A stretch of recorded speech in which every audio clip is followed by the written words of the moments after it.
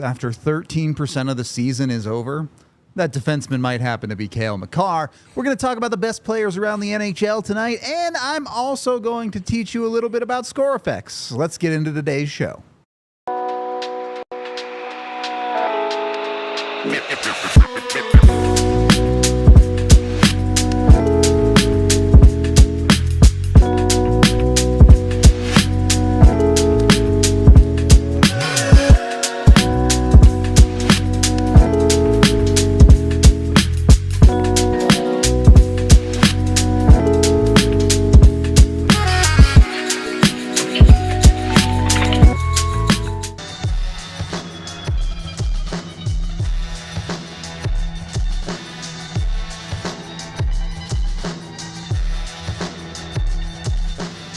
Welcome into the Toyota Lounge, powered by your Front Range Toyota dealerships. This is the DNVR Avalanche Podcast, presented by Bet365. Also, you know what? Presented by us. We're less than 1,000 subscribers away from 100,000. Please get us there. I want that YouTube plaque so bad. We're going to have a live show with the whole company downstairs starting in a couple of hours, or I guess a little over an hour. Go tune into that. Go help us hit that 100K milestone. This is Ian Rudo coming to you live on another Avalanche off day. I want to get into the best players in the league. I want to get into some other stuff. First, let's start with the news. I was a little surprised. Not that I think it's necessarily bad, but I want to get your thoughts on it first. Matt Stienburg suspended for 2 games for that hit on Eric Chernak. I think we kind of weren't expecting that harsh of a punishment, but where are you at? Well, I'm going to go back to what I said, and, even on the spot, remember, we didn't get into a tuss-up, you and I, but we were like, sometimes I get old school, you know what I mean? But, yeah, in new school, I get it. It's a penalty. You can't leave your feet. But this, to me, there was no intent. He's not trying to go. He just turned. There's a reason. We can have a full show on this. There's a reason why he's turning his back. It's because he doesn't want to tag him with his elbow, or the hands go up, or even take a penalty. But when he turns, he kind of launches himself. His momentum launches him, and he gets off the ice. And right away, when your feet are off the ice, it's the right call in the sense that it could be a major because there's an injury on the play. And Chernak's a good player. You don't want any player get hurt, especially when there's no intent. At the end of the day, he got hurt, never came back to the game, and the punishment is 2 games. I think it's harsh. I think he's a victim a little bit of his obscurity, meaning he's got whatever it was, 5 career games. I don't remember. I don't count anymore. But you know what I mean? It's kind of when I say that, I mean the respect, like a no name. You know what I mean? If this was a name, you might. I don't care what they say. It has to have an effect on it, and then he's going to learn. And he's a smart kid. He went to Cornell, so I mean, this is an Ivy League, so it tells me he's a very smart person, and he's going to learn. And you know what? He had done a perfect hit right before. He probably got a little too excited there, and he was doing his job. I can't fault him for that. I actually loved his, his 4 or 5 minutes a game. I love that. If you're going to have 4 or 5 minutes, make them count. He certainly did make them count since training camp started, and that's why he was here. Unfortunately, he's going to have to serve his suspension at some point right now because the Avs, roster's a little too thin. They need to right make now roster room, yeah. You gotta have players. But anyway, I just think he was a little victim of the obscurity of his career so far. Yeah, if you watch this show, you know that I generally am pretty harsh when it comes to suspensions. I want longer suspensions. Yep. I want more aggressive suspensions. So in a vacuum, I have no problem with Stienburg being suspended 2 games. My problem is it's not consistent at all. You look around the rest of the league. Rasmus Dahlin slashed a dude in the head the other day, and he got a fine. Not even a suspension. What are we doing? Every year, the Department of Player Safety seems like they're making it up as they go, randomly give people incredibly harsh punishments while randomly giving others no punishment at all. At times, it seems like there are a few specific players who can get away with just about anything in this league, and I think you're righty. Steinberg's a rookie 4th liner that barely plays any minutes, and they feel more comfortable being able to punish someone like that as opposed to, I don't know if I want to call them stars, but higher caliber players around the league. That's annoying to me. And Steinberg or Prishchepov, which we're about to get into, does it make that much of a difference in the Avs lineup? No. But still, I just want consistency from the league when it comes to these types of things. I agree with you, and I agree. I think you said it best about yourself. Your assessments usually are, I would say, harsher than mine. You know, I mean, me, it's more the old school that creeps into my brain, and we all know that, which is fine. And I openly admit it. You know what I mean? Like, it's fine. But you're right, and that's why I thought when you said that, I'm like, Rudo usually is always like, kill him, give him the book, you know what I mean? And then it was more like, wow, this is a little harsh, you know? So I was like, I agree we're on the same page. And hey, listen, he's made a good impression. He'll be back. Matt Stienburg will be back. It doesn't matter what kind of injuries they'll have. But... Yeah, he'll be back. He'll be back this year. He'll be back. He's got a role. He's got a purpose. And it's exactly what he's done since training camp. And I think that, again, you want a guy to come play 4 or 5 minutes? It's not easy. He certainly knows how to do it. That's true. He's got a star in my book. And I think he's got a star in the coaching staff's book right now. So I think you'll see him back. Well, the guy on the other end of that conversation, a guy I've been talking a lot about so far this season, Nikita Prishchepov, getting the call up today, expected to be the Avs' 12th forward for tomorrow in Nashville. 4 points in 5 games with the Eagles so far this year. Had a good camp. Looks like he's a player that has a little bit of skill, but is also willing to put in some hard work based on what we saw in training camp and what we've seen so far in the AHL. Eric, honestly, whoever's in that position, does it even matter? We know they're barely going to play. We know they're going to be in a role where it's just try not to get buried tonight. It is a little bit interesting. He's a 7th-round pick from this year's draft, so the Avs have very rapidly had to promote him here. I guess, what are expectations for you, E? Yeah, I mean, a couple things. Different makeup than Stienburg, sort of say, right? For sure. He different type of player, so don't expect the same things. This guy's not going to go in there and absolutely, level a guy in the corner or get into a fight or, get on the floor. He's a little bit of a different player. He's a good player. He's a very smart player. We always say make them make decisions. Yes, you're right. This is a draft pick, 7th rounder this past year, but remember he was older. So he's not an 18-year-old kid. So he's obviously a 20-year-old kid, which is nice. Because he's got a couple more years of being in North America as a Russian first language. He's been now North Americanized the last couple of years in the Quebec League. I liked him. You liked him. You guys liked him. You kind of opened my eyes to him at the rookie face-off and then in training camp. And then he had some couple of good preseason games. And I saw him live 2 weeks ago in Loveland. Giz and I went up there, remember? And it was I was impressed by him. I remember I texted you. I said, I like this guy. This guy is good. He can play. Now, is he getting called up by default? Yeah, probably, because of all the stupidities of injuries that they have. But that doesn't mean that he would have never gotten called up. Obviously, in the future, we'll never know. But make the most of it. Make the most of it. And I go back by Jared Bednar's quote a couple weeks ago, and he was talking pretty much about you know what I mean? Basically, he's like, I don't care if you're a first rounder. I don't care if you're a second round. I don't care where you come from. Can you do the job today? You know what I mean? And I think that talking to Schneekloth and, obviously Kevin McDonald that runs the operation in Loveland there with the Eagles, that's the name that they came up with. I mean, there's Oscar Olofsson. I don't think he's injured, right? Unless I'm talking. He is not. Foudy is, right, exactly. But Olofsson isn't. Yeah, I was going to say Foudy is, and I don't think Poland's injured. He is not. Pavel either, yeah.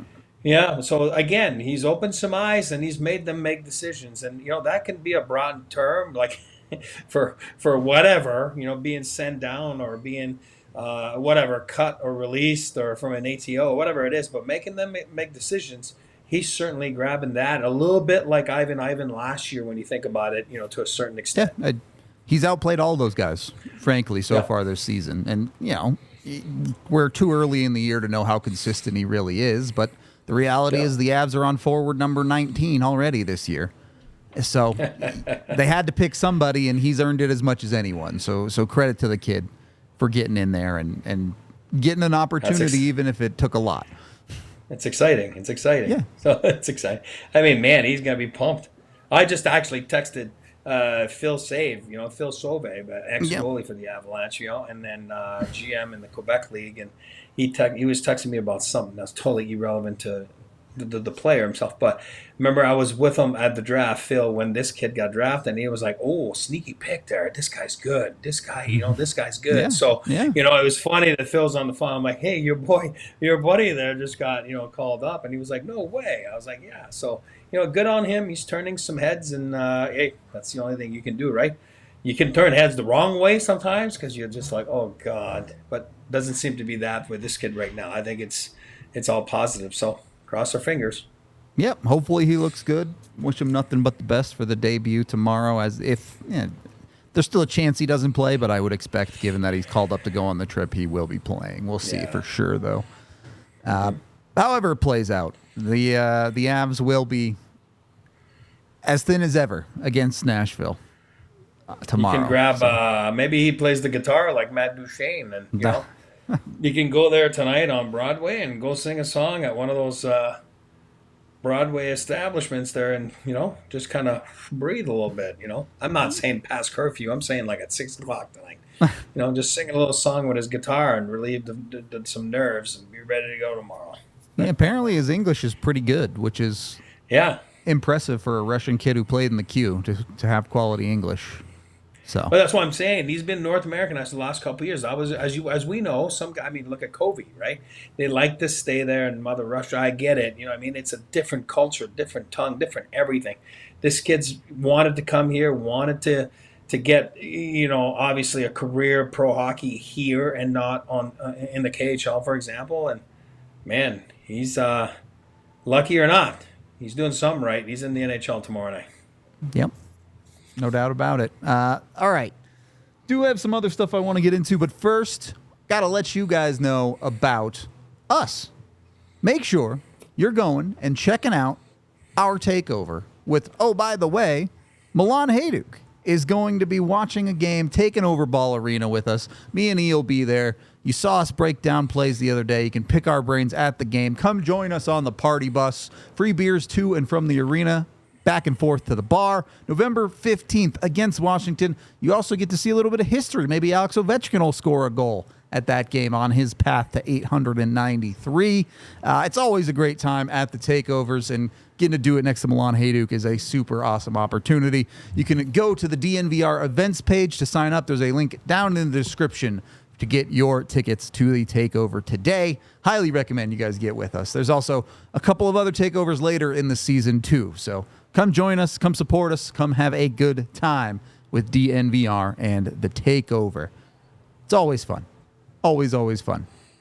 E, I know you've only been to a couple, but I don't know if I've asked you this on the show.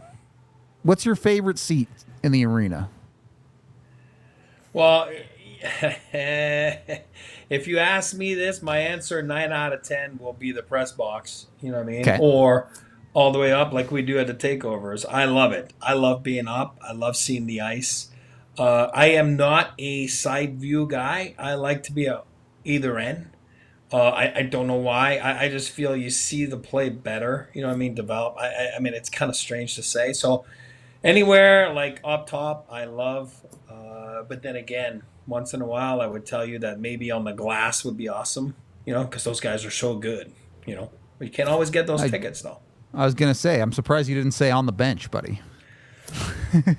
Besides that, yes, you're right. That's number one. I totally forgot about that one. Yep, that is a seat too. But the thing is, if you're building a benchy, you probably need a good floor to put it on. That's where Empire Today comes in. Go get yourself over to Empire Today at empiretoday.com/DNVR, and you get $350 off your new floors. You can do it online. You can even measure out your room, put it into their little projection system online, and see what it looks like in the room. Of course, they only carry the highest quality products at Empire Today. They have professional installers, whether it's hardwood, tile, or just carpet. They've got you covered, whatever you might need. Go check them out if you haven't. Again, empiretoday.com/DNVR or call 1-800-588-2300-EMPIRE. Get with them today. Today. There it is. He's got the second half of the jingle for me every single time. I appreciate it. Also, once you've got floors, make sure you're having your snacks, all right? It's hard work getting floors, whether you're actually putting them in or, just perusing and ordering. That's where Circle K's Inner Circle comes into play. You can get with Circle K's Inner Circle today to get a bunch of amazing deals, including 25 cents off a gallon on your first 5 fill-ups. I just had to fill up my car today, so it's a good deal. Jump on it. Save yourself a ton of money there. Of course, you can get a bunch of other deals, whether it's on their Polar Pops, whether it's winning some of their raffles. It's easy to download right now as well with that QR code on screen. You can download the Inner Circle app, get the exclusive offers, new offers, purchase clubs, and sweepstakes. Sorry, they are sweepstakes, not raffles. My bad. Go get the sweepstakes. Uploaded weekly. So go have some fun. Go get yourself a bunch of great stuff with Circle K.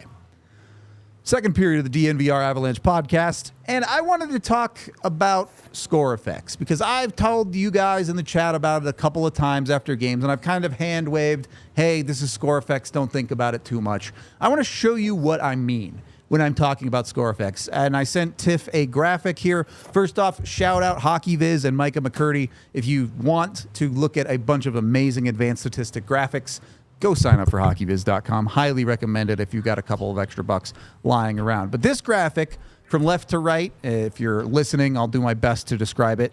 On the left, shows when the Avs are down by 3 goals or more. And then going left to right, it just recedes. Next on the left is 2 goals down or more. Next on the left is 1 goal down. Middle is tied. And then to the right, 1 up, 2 up, and 3 up or more.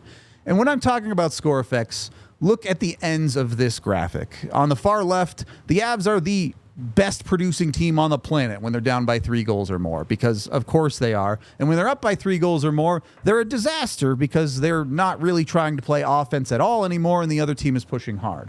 Specifically, especially in the 3 goal or more categories, this is true of every team in the league. Every team in the league's expected goals looks like this when they're down by that much. And that's why you have to take score effects into play, because it shows you that teams play differently based on the score that's going on right now. And that's why if you are in a tied game and you're dominating a team, it's significantly more important to be doing as opposed to if you're dominating a team when you're down by 3. So, E, if you want to jump in on that, it sounded like you had something to say there.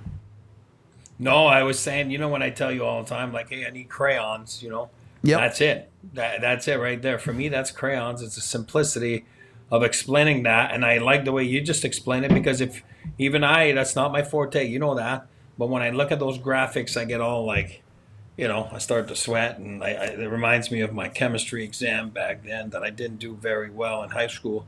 So I like the way you explained it. I like the way, because you're right. Like I used it, the ham sandwich or whatever my expression is all the time. Like it's like you're right. You play differently due to the score and the time of the game, and it's called like clock management. It's called clock awareness, score awareness, and it's very important. It's a big term on the bench in the National Hockey League and in the locker room, and that shows it right there. And to get into a little more detail on the Avs specifically, what this graph shows is that the Avs actually are not particularly good at playing from behind. When you look into those numbers, when you look at when they're down 1 and down 2, when they're down 1, their offensive ability is actually horrible. They've really, really struggled to produce quality offense when they fall behind by a goal in a game. Now, to be fair, they don't give anything up when they're down 1 either, but the Avs have not played very well while trailing. When they're down 2, they're just okay at generating quality offensive chances for themselves. So the Avs are a team right now that desperately need to play from ahead with, and we've talked about their lineup struggles, that's just the reality of who they are.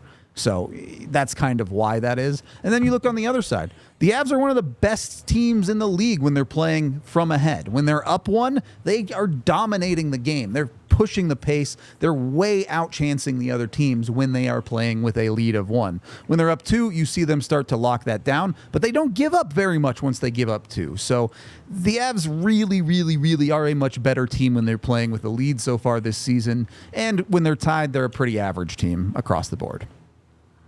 And you're right, like you just said, right? Like they play so good when they're up by 1, because you hear Bednar a lot of times when he's on the presser, oh, we quite didn't get that second one. You know what I mean? And it kind of hurt us or whatever it is. So that's what they talk about. That's what they push for. Not just the Avs, but a lot of teams. You want to get up by 2. It's always different. And then the other team needs to adjust when you hear that. Oh, adjustments, and they made adjustments. Well, yeah, you got to press the game. You're down by 2, and you're not getting or generating a lot in a game. Well, you're going to all of a sudden open up the valves, throw the kitchen sink at the other team, pinch on everything, and it's an all-out pinch, and you hear it on the bench, let's go. And that's the beauty of the Avalanche, like you said, is when they're up by a goal, the graphic shows there that they're such an excellent hockey team because they're a good hockey team, but there's no score effects at that time. It's like, this is what they are, and that's the one you should always be looking at. Yeah, 100% agree. And the majority of relevant advanced statistics come with what we call within 1. Tied, up 1, or down 1. Those are the statistics you should be looking at, especially in smaller sample sizes. As you get to the larger sample sizes, as the league goes on, a lot of those numbers start to even out a little bit, and you can take a little bit more from them. But yeah, that's what I mean when I'm talking about score effects, because it's just a different brand of hockey, especially if you get into the down or up 3. It's just far too different of a game than it is when it's a close scoring game. Go ahead. Yeah, I was going to say, you can also compare that individually to a player, that always scores when the game's out of reach, right? You know what I mean? Yep. And that's why I hate overall numbers. You're like, oh, yeah, I got 20 goals, but 18 of them were like when the game was done or they were down 7-1. Garbage time goals. They're up 7-2, and it's like, really? Come on, man. You know what I mean? And there's guys that make careers out of it. If you don't really dig into it to see where you go and sign the guy, then you're like, where is he? Like, I haven't really seen him in big games. Doesn't show up. It's like, buddy, he's never shown up. You signed him. I didn't. You signed him. Then you point fingers. A question from Joey B in the Toyota chat here. How does Stienburg serve a 2-game suspension when he's sent down to AHL? Can he play for the Eagles while on NHL suspension? Yes. Is the answer. Two different leagues. The suspension only applies to the NHL league. Yep. And he can... He sits on a 2-game suspension until the Avs have extra roster space and call him back up and let him serve the thing. They can do that whenever they want. It doesn't matter. It's not particularly relevant unless you really need Stienburg to play in a game at some point, which you won't. Sorry, fam. Google steered me wrong. Yeah, and it's like, and then what happens is he gets called up and he serves those, and then you remember when you're called up to an NHL roster, is your days on the roster. So I remember, if I remember correctly, don't take me verbatim, but it's, let's say 182 days in the season, right? They start getting paid something the like first that, day yeah. of the season, regular season. It's usually about 182 days a year, whatever it is, and so he would lose 182nd. You know what I mean? Correct. So that's two days paid. Now, if you're a repeat offender within the, I don't remember the time frame, then you would lose 282nds. That one stings a lot more. You know what I mean? And then, obviously, once you're inside the window, then, the guys that get suspended all the time, they start to get dinged heavily on their paycheck. Just to clarify, we're talking about contracts and paychecks here. The idea of a suspension, obviously punishing not being able to play in the games, but the reality is they lose that money for being in the NHL for those suspension games. So when you send him back to the AHL, he's not getting that NHL paycheck anyway. So that's why the suspension doesn't clear. And look, this is not a hard and fast rule when it comes to this. There are plenty of times where the AHL will see a guy get suspended if it's a significant suspension and say, no, we're not going to let you play in the AHL either. But the actual suspension is specifically the NHL. So, is what it is. And he's lost his roster spot. Like, he's lost his chance to make an impact on the Avalanche tomorrow night in Nashville because he would have been playing. You know what I mean? So, somewhere, somehow, there is a punishment. You know what I mean? And, not just monetarily, but he's not with the team, right? You lose your spot. So yes, but also... assuming Lecky's back Tuesday and assuming there's a couple other guys not far behind, it's probably going to be one of his last games, at least for now, anyway. For now, yeah. Serving the suspension does, even entirely possible he stays with the Eagles the rest of the season, and then at the end of the year, if the Avs make the playoffs, they call him up as a black ace where he serves a suspension for 2 playoff games, and then you're done. There's a lot of ways the Avs could work around that, so... not that big of a deal in that regard. I don't really know that it's worth diving into a whole lot, but I don't know if we've asked you this on the show, E. AJ and I have theorized, if a player gets suspended, should it punish the team and take away that roster spot? Well, let's think about that. So let's say it would have been Sam Girard that got suspended 2 games. Yep. Yeah, I mean, he would have had he would have had to been on the roster, right? You can't replace him.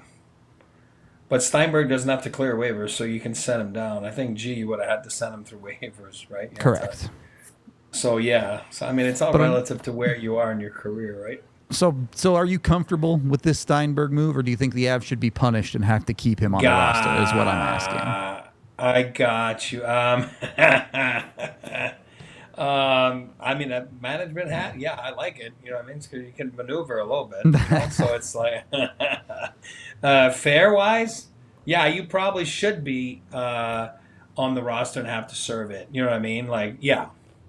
But like I said, if you work for a team, it's like, oh, well, there's a way around it, right? You know. Now, that's my answer. I'll stick to it because I'm putting my management cap on. But yeah, I think always it's looking fair. for loopholes, buddy. Always looking for loopholes. You front office guys, killing me. Yeah. So that's my answer. Is it All fair? right. Probably not. Well, you know what? If you ain't cheating, you ain't trying. So That's right. that's the way it is in the best leagues in the world sometimes, unfortunately. But it is what it is. We've talked a lot about some very minor bit pieces when it comes to guys like Stienburg, guys like Prishchepov, guys, frankly, that are fringe NHLers at the bottom of the Avs lineup. It's the reality right now. They have to deal with that for at least one more game. Getting Lecky back will help, but they're still going to be awfully thin, probably for at least the next week, maybe more. It really is survival mode for this team right now. You go look at a game tomorrow like Nashville. I don't want to call it a must-win, but the Avs are under 500. It's a divisional opponent, one that also got off to a slow start you'd like to keep behind you. How important is a game like Saturday night, or are you really just looking at the Avs as trying not to completely fall apart right now, E?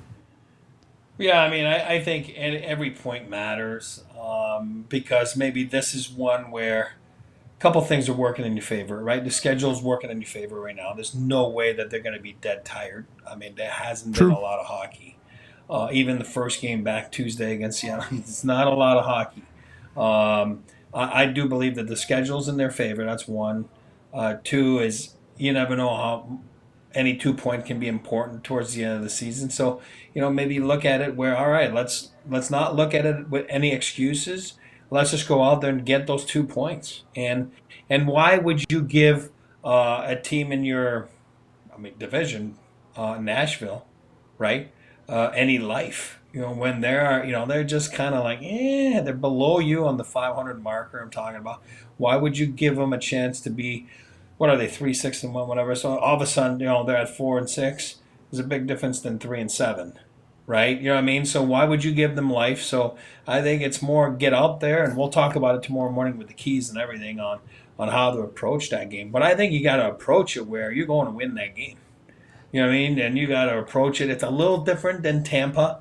I think Tampa was more like, holy cannoli, right? Like, Yeah. we lost another one yesterday, and, you know, Woody and everyone. You know, now it's more like, okay, we saw what it could be like. No offense to Nashville, because I do remember I picked them to have a good season this year, and I still think they will. But right now, they're not humming on all cylinders. You know what I mean? So it's a little bit different, and then you can kind of punch them in the kidneys a little bit, where Tampa really was like, it's been playing good. And we all saw the first minute, it went south right away for the Avalanche. You know what I mean? And, you know, obviously Tampa carried that right away, their momentum from the way they've been playing lately. And all of a sudden, Nashville, you don't want to give them that and just kind of say, okay, you know what, we can spar with you. And then you're going to have to be strategic, smart, and we'll talk about it tomorrow. But let's go. You can win that game. And Saros is not playing good. He's not playing good. He's not. He has not been good for them to start this year, for sure. They've had some goaltender struggles.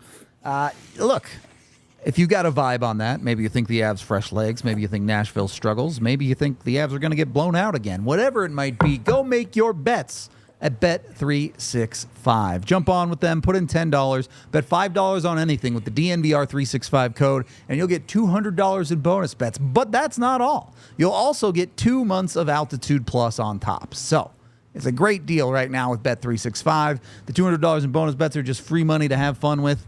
Maybe a thing we're going to talk about in a minute here, put down some money on Cale Makar to win the Norris Trophy, because the dude might run away with that thing this year. I'm just saying. You might want to go bet on that now before the odds get worse with Bet365. You can download the app today. Be sure to use that DNVR 365 code. You can see it on screen there. $200 in bonus bets and 2 months of Altitude Plus. When you do gamble with Bet365, of course, you must be 21 or older, physically located in Colorado. And if you or someone you know has a gambling problem, call or text 1-800-GAMBLER today.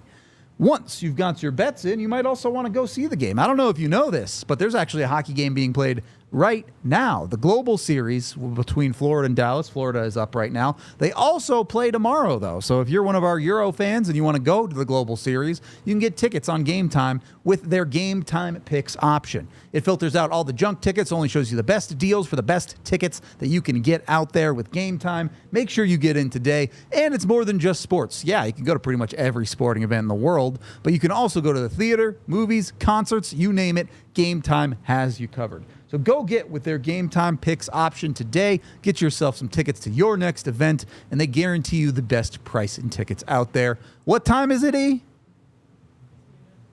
Time. Game time, baby. Let's go.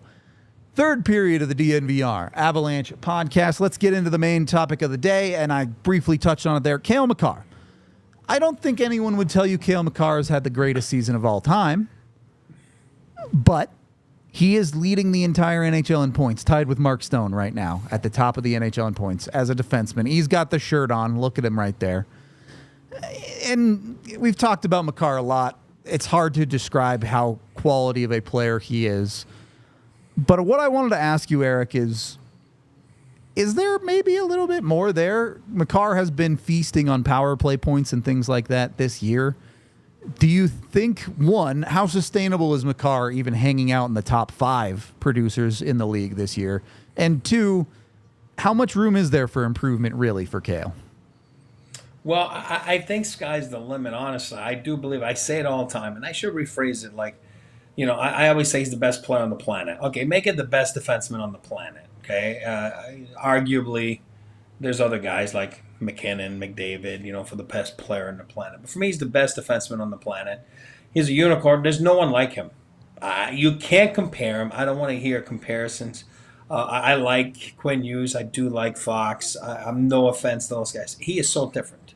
He is a different player. For me, Cale can be physical. Cale can be, blocking shots. I completely dominates a game. So I think there's more to his game, and that's crazy as it sounds. I think there's another level he can get to. I think when he just takes over a game, it's kind of scary because there's nothing you can do about it. I think John Cooper was asked the other day about how do you defend McKinnon by Brian Engblom, and he started talking about, well, man, I mean, it's kind of hard to. He's gonna get his chances no matter what. And then, I don't remember who said it. It might have been him. When the interview was over, walked back. I guess, what about this Cale Makar dude? Like, how do you defend him? And it's true because it's such a different position, right? The defense position is. You're supposed to be staying back there, and we all know that Cale doesn't take. And if he takes those chances, he's the first guy back. It's very rare that Cale gets caught. You know what I mean? Like, he's always back, and he's so smart. So I think the sky's the limit. There's another 1 or 2 notches or 3 notches he can attain. He's still a young man. I love the shirt. I wash it every day, just so you know. So it's not like it smells. I wear it every day, and I'm very comfortable with saying he's the best defenseman / my favorite player on the planet. And by the way, to answer the game time thing, I did answer game time. I was paying attention. I was on mute. I forgot to unmute myself. So, FYI. So I was ready for game time, you know what I mean? And then, he's always ready for game time. Shoot, I was ready. But Cale, I think there's another notch to it. I don't think anyone comes close. And that's not a biased take. I can tell you, and you guys know my circle of friends and, whatever it is. And, former Norris Trophy winners, Hall of Fame defensemen, they all say it. They're like, this kid is bar none, will be the best one that's ever laced him up. And, when you compare right now your numbers to Bobby Orr and guys like that and Paul Coffey and guys that have just been unbelievable. And Cale's been just such a short period of time in this league. What is he, 5 years now? So give and take, This is his 6th, I think. If you count the year that he came in the playoffs or whatever, maybe. But, yeah, so that's it's absurd. I mean, it's absurd. So I think the best is yet to come, as crazy as it sounds. Yeah, I think this is his 6th full year. I'm not 100% sure. Either way, the next closest defenseman in points is 7 points behind Makar already this year. And, Makar's not going to keep up close to a 2 points a game pace. That'd be outrageous. But he does have an 11-game point streak. He can't start really any better when it comes to production. But as you mentioned at the start there, his 5-on-5 numbers are just okay. There probably is better that he can give you at 5-on-5. Now, mechanically, part of that is, guess what? He's a defenseman, and when he rolls out there over the boards with the Avs' 3rd and 4th lines, there's not a whole lot of talent around him. So, yeah, I was just going to say that. I was one of those guys, so I'm not being disrespectful when I say that, but it's a little easier when you got the Leckies and the Druins and the Natushkin, then you would have a lot more points, especially at 5-on-5, if the Avs lineup was a bit healthier. No doubt. I don't think it would be even a conversation. Two teams this year with 2 players inside the top 10 in production. One is the Avs with Makar and McKinnon. The other is Vegas with Stone and Eichel. 2 teams in 2 pretty different spots in their season, too. One, how much credit do you give guys like Stone and Eichel in Vegas for doing the heavy lifting there, compared to a team like the Avs where they're getting their stars producing, but the realities of their lineup have held them back? Yeah, I think you're, again, you know me and you know my answer on star players, right? If you're built that way, your star players will carry you. They just will. I love Avalanche 1.0, Avalanche 2.0. I love when you're top heavy. I have no issues with that. The only issue right now, the Avalanche, is that the middle part is injured. So that's nobody's fault. You can't predict those types of injuries. I mean, oh my God, it's just it just doesn't stop, right? I'll knock on wood. But Stone, Eichel, you want your teams to be at their best, and you want your teams to be at the top of the standings. Look no further than their top guys. If their top guys are going, you're going to be there. It's like that for every team. Look at Florida. Look at obviously the Vegas that you're talking about. Now, Vegas has had a lot of games at home, right? You know what I mean? So there's a big difference there once you hit the road and the heavy planes and dehydration in the air and the mileage and 3 games and 4 nights. It's a little bit tougher, on especially we all know Stone, and again, that's no pun intended, with the LTIR. But I'm saying, when you haven't been at your best, and that's where it kind of wears on you. But right now, Vegas' top guys have been humming. Alex Pietrangelo has been humming as well, right? Back there, Shea Theodore. Those guys have been going. And again, name me a core / top heavy star-wise teams that are humming, and their teams should be right there towards the top. Fair enough. I will say Mark Stone's back looks pretty healthy. I don't know about that February injury call this year, if he's going to lead the league in points to start the season, but maybe I'm just being salty. Shout out Lewis in the Toyota chat saying, I yell Cale during the anthem after Hail. Am I out of line? I don't think so. I like that better than what the Avs fans currently do now. With the yelling was still there, but everyone hates my takes on the national anthem, so I'll just shut up and move on. It's fine. I got no issues. I mean, it is what it is. It's no big deal. I wanted to move on to this because the category the Avs are perhaps the furthest away from being in the leaderboard on is goaltending. Right now, across the league, you have Freddie Anderson in Carolina. He's only played 4 games, but has been virtually perfect, less than a goal and a half goal against per game. Then you have Sorokin out in the island, who's been great, and Ottinger in Dallas, as well as maybe a little bit of a surprise, not that he isn't a good goalie, but Lucas Dostal out in Anaheim, rounding out the top 4 goaltenders. Is it finally time? I know Jake Ottinger's a little bit older, but that new era of goaltenders, are they finally here with Dostal kind of stepping up into that light? You were talking to me about Askarov playing well in the AHL earlier or so far this season. Are we finally seeing some guys graduate and take that next step in goalie? Yeah, 100%. And I'm glad you talked about Dostal. Like, I always try to look every couple days or so, not every day because it gets like a little bit like nuts, but every 2-3 days you look at standings and then you look at, top scorers and then goaltending. You always look at it, see where they're at. And yeah, yesterday I was looking at Dostal and it's like, with those numbers, this guy should be 10-0, right? His team should be 10-0. Yeah, he hasn't played 10 games because Reimer's played, but this guy's been so good. It just shows you that your team's not very good. You're dominant, and then you're just coming up maybe one short, like a 2-1 overtime, like you saw against Pittsburgh. 2-1 overtime loss. Yep. Cutter dropped the puck there to Sidney. Not a big deal, but whatever.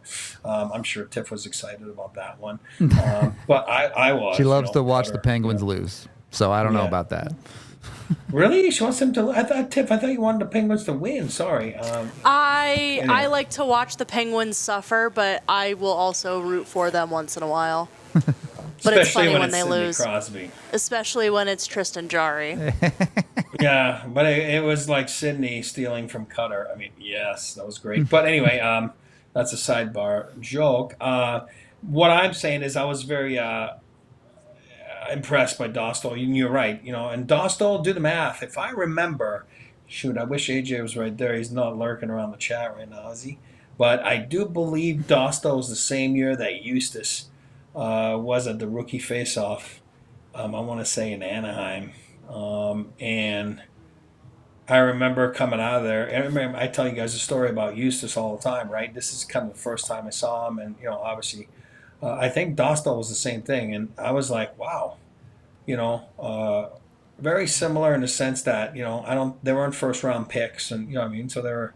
I don't remember what Dostal was, but they're just one's check, one's finish, and they might be dominant goalies in this league one day. But Dostal's really taken that extra step. We're still waiting on Eustace, obviously, depending on where the load is going to go with him. But man, oh man, it's fun to see, like you said, those goaltenders that have now made the turn into the National Hockey League with Ottinger and obviously Swayman now that's struggling. I mean, that's not fun to see, but his numbers are not very good right now. And the Boston Bruins are struggling. Yeah. Name me a good coach and I'll name you a good goalie, right? It kind of goes hand in hand. But yeah, I mean, the goaltending numbers are they are what they are. But I'll tell you one thing. That you're seeing the second wave right now of, not the second, but whatever you want to call that wave of goaltenders. The new era, yeah. The new era of goalies coming in. I appreciate you mentioned AJ's name. If you want to hear some quotes from people around the league about the Avs goaltending, AJ just dropped a piece inside the Avalanche getting some of those quotes. I know you usually help him out with some of those. We also got quotes on Casey Middlestat. So a bunch of cool info on some Avs players. If you want to become a diehard today, go check out AJ's piece. It's super cool stuff. I love what we're doing with that stuff now. And you get opinions from around the league from some pretty cool high-up guys that you kind of start to see how the inner workings of the league and how players, teams, personnel view a lot of the players on the Avalanche as ice hockey players. So, again, go check that out, thednvr.com. Consider becoming a diehard. I think there's a few days. I think we go through Tuesday, our special deal on our diehards. You can get in for just $4 a month right now. So make sure you get in on that and become a diehard today. Help support us and get access to that super cool content that AJ is making. Tons of other free stuff you get when you become a diehard as well. So go check that out today. And, once you're done supporting us, make sure you're also supporting our partners too. Or rather, make sure you're supporting your partner in the bedroom with Blue Chew. Go and get in with Blue Chew today. All right. Look, I was talking earlier in the show, Rasmus Dahlin / somebody in the head. If you're doing that, you better make sure you got a stiff stick. I'm putting it to you that way, all right? That's how Blue Chew works. You got to make sure you're ready to take the suspension. If you're going... Or maybe your bed needs a good suspension. I don't know. This one's a little all over the place, but I feel like I'm nailing it nonetheless. So make sure you go get with Blue Chew today. Of course, lasting impressions are the one that count. Blue Chew is an online service that delivers the same active ingredients as Viagra, Cialis, and Levitra, but at a fraction of the cost and in a chewable tablet form. Does it work? Don't think you need to try it? Try it free for a month and see. You're going to love it, and your partner is going to love it. They say there's nothing sexier than confidence, and Blue Chew can help you get the confidence where it counts. We've got a special deal for our listeners. You can try Blue Chew free for that first month when you use promo code ALLCITY at checkout. Just pay the $5 shipping. That's BlueChew.com, promo code ALLCITY to get your first month free. Visit BlueChew.com for more details, important safety information, and we thank Blue Chew for sponsoring this podcast. Once you've got your Blue Chew taken care of, make sure you're also taking care of your health, all the way top to bottom, not just health in the bedroom, mental health, physical health, sleep health, whatever it might be. That's UC Health's Ready, Set, Co Challenge. They've got Coach Prime as their chief motivational officer, and all they want to do is get Colorado back to being the healthiest state in the country. So go get with them. Go get part of the Blue Chew thing. Join the movement. I was down under 200 pounds a day. I tweeted it out. I've been getting a lot healthier. And I know, like, they always tell you this, but I've actually, like, experienced it. Turns out you feel better when you take care of your body. It's crazy. It's funny how that works. So do it. Go give it a try. See if you can get yourself feeling a little bit better. Thanks to UC Health. You can head to uchealth.org/readysetco to join the program today. You can also click the link down in the description of this video. Thank you again to UC Health. Last period of the DNVR Avalanche podcast. A couple more conversations I wanted to get into here, starting with the rookies. Now, I was not a believer in Stankoven. He's off to a hot start. Tied for the league lead even, I can speak, with Matvei Michkov as far as rookies are concerned in production. Unfortunately, my boy Celebrini got hurt, so he's probably out of the conversation for the Calder because of that. But interestingly, tied for sixth on this list, both Ivan and Nikolai Kovalenko. Not saying they're going to win any Calder trophies or anything, but how important is it for the Avs to get that rookie production this year? Well, in the situation they're in, it's very important. Again, I think Ivan's been a great story. We've talked about it so many times, but he's still learning. He's still growing, as you and I talked about it the other night. It's not just the goals. Sometimes you're just like, oh, there's a little bit of youth in that game too. Yeah, there is. I mean, this is a second-year pro, right? You know, the first-year pro, and he comes from out of nowhere. And as much as it's a great story, and I do believe he's going to have a career in the National Hockey League, doesn't matter about the injuries that the Avs are in. He will play in the NHL. That's just me. That's my take, and I don't like to sit on the fence when it comes to guys like that. But you're right, Kovalenko, even though he is not 18, he's 24, he's played pro, then the Avalanche need a guy like that, especially even tomorrow night. They need a better game from Kovalenko than he did last game. Agreed. I knew he drew a couple penalties. He was bad the other night. He was bad. I mean, there's more to it. There's more to his game that we've seen, and he's going to have to step up and do it, because you need a big win tomorrow. But, yeah, the National Hockey League is a tough league. It is a hard league, and we heard the explanation from Ben and your explanation on your piece there, Cal Ritchie. It's one thing to score goals. He's always going to score. He's got some hands. When the opportunity presents himself, he's going to score, right? Because he's got some nice hands, and but you have to make sure that you're able to sustain and have longevity in a career in the National Hockey by playing the right way and knowing where to go and how not to be exposed and how to expose others. And it takes time. Unfortunately, it just takes time, and I think he's going to go with a different mindset, for example, in juniors this year, Cal Ritchie, and then try to put that into perspective. I looked last night. I was texting you during the game, like Will Smith. It's been a tough start. There've been a little bit of doing the Leo Carlson, whatever you want to call that, when they scratch him. They call it not maintenance, but they call it development day. Whatever that means. You learn something from the bird's eye view or whatever. Which is like, I would be like, whatever. And he has fiery guys. You know what I mean? They're like, yeah, whatever. You know what I mean? Like, I'll buy into it, but whatever that means. And then last night he scores 2. Those were, vintage Will Smith, in tight. That's absolute rocket of a wrister. You know what I mean? And you can tell it's going to be good for his confidence. But it's hard. This league is hard. You're right. Macklin Celebrini, who knows where he would have been at a good start the first game. A little different. Probably a guy that hockey-wise knows the 200-foot game and played the 200-foot game more than anybody else. That we're talking about Will Smith or Cal Ritchie. You know what I mean? So he probably would have been having a little bit of a hotter start than others. You know what I mean? Because of the fact that he's so far ahead on his 200-foot game, but unfortunately he's been hurt. And you're right, Stankoven is a guy that's been in the playoffs now with the heavy series like last year against the Avs, and obviously the American League for a couple of years, and so it's a little different like Kovalenko than a 19-year-old come in. But hey, this league will chew guys up, and it will not. Like it is a tough league, and right now you're not seeing anyone really taking off. You know what I mean? In my book, with the Calder Trophy. Race. It's not like, oh man, he's got this one in the bag. I think it's a little bit wide open. I think we'll see a little bit more what's going to come of after the first quarter of the season. A couple of conversations here that I want to get into. One, Kovalenko and Ivan. Kovalenko probably always had the inside spot to a permanent spot in the roster this year. I don't think that's changed, even if he has had a little bit of up and down games. Ivan might just be earning himself a roster spot even after the Avs start to get healthy. For my money, he's outplayed most of the guys in the Avs bottom 6. Now, when someone like Stienburg or Shillington, that's not that hard to do.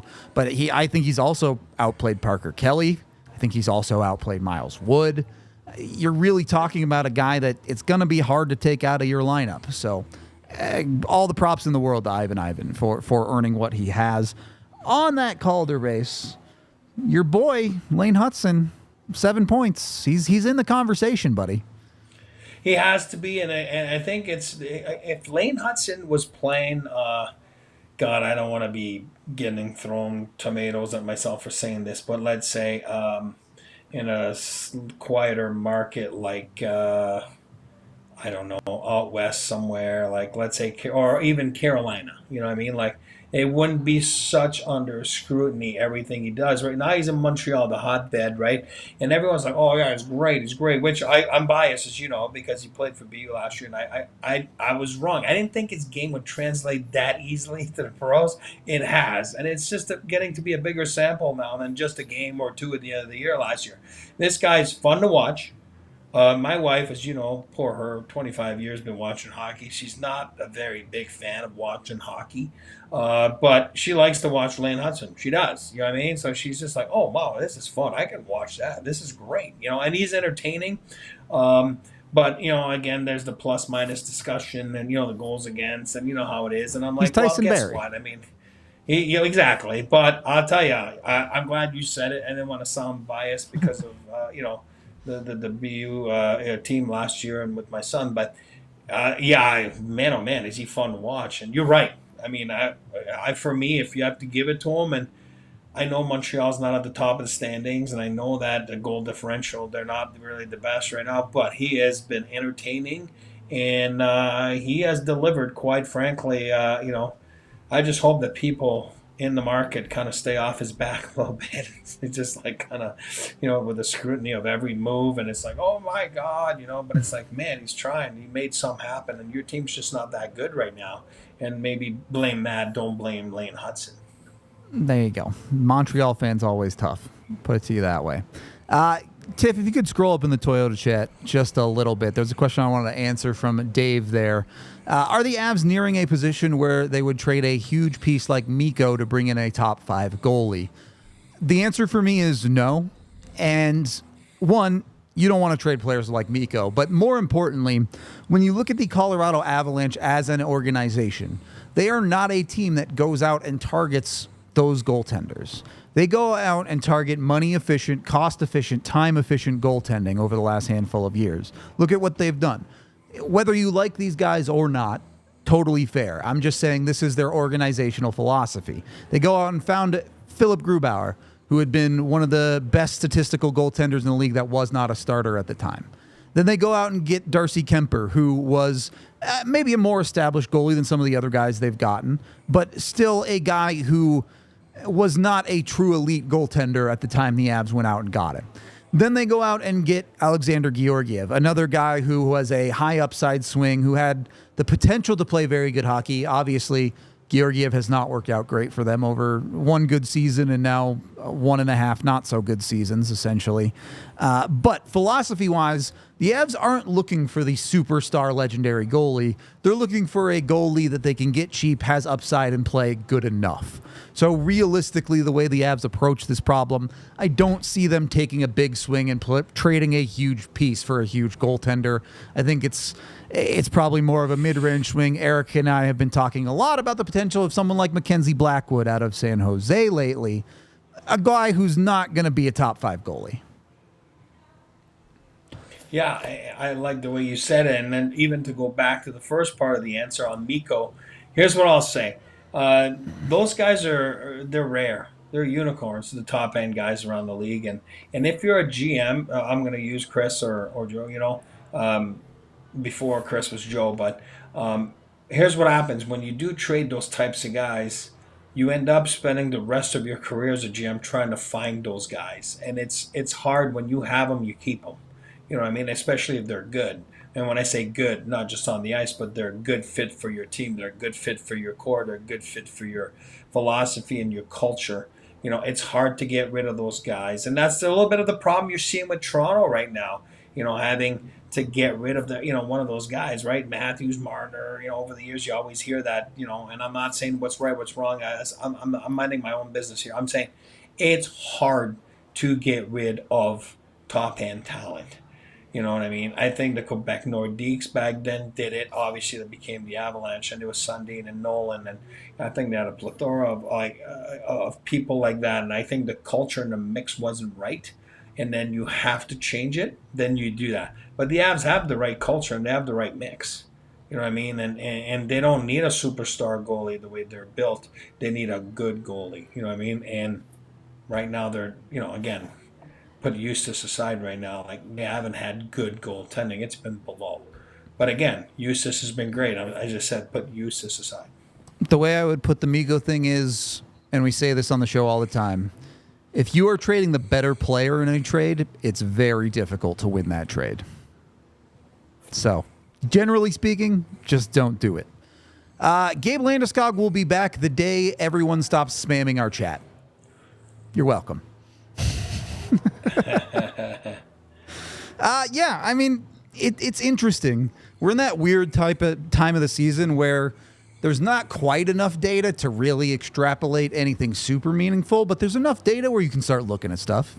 You can start saying, hey, all right, this is a trend. This is something that is going on with team X, Y, or Z. This is what teams need to change, how teams need to adjust. And I think we saw that. We talked about the Avs power play the other day. Teams have adjusted and started protecting that bumper spot a lot better against their power play. I know you'd like to wait till game 20 to really start making serious decisions, but how far are teams away from making the San Jose Sharks? Not expecting to be good this year. They just won 2 games in a row. Is there still time for them to say, hey, maybe we aren't sellers this year? I think I go back to what I just said. It's about, are they part of your culture? Are they part of your fit? You know what I mean?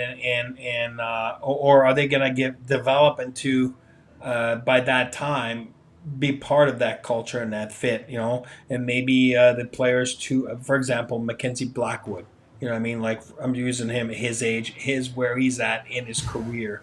It might be like, oh yeah, we like him, but 3-4 years from now, I'd rather go get a couple more assets right now for him because he is more ahead of our curve, you know what I mean? So I think it's very important to see where you're at development-wise, and I think that as far as the Avalanche are concerned, I mean, I'm rambling around a little bit about the question, but what I'm trying to say is I think it's more like you got to make sure you know where you're at development-wise to see where you fit with that, make sure it aligns the right way.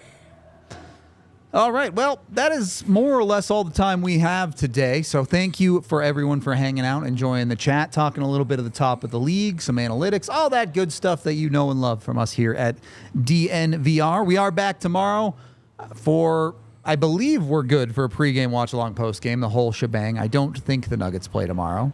So, yeah, Cale says we're good, so we're good. You'll find us doing that whole thing. Giz will be back in studio with us tomorrow. Should be a fun one. And, yes, please go subscribe. We're like 800 subscribers away from 100K now. In 15 minutes, they're going live downstairs. Come join the party and celebration. We're staying live until we hit that 100K. So we appreciate y'all, and at least for the Avs beat, we'll talk to you tomorrow.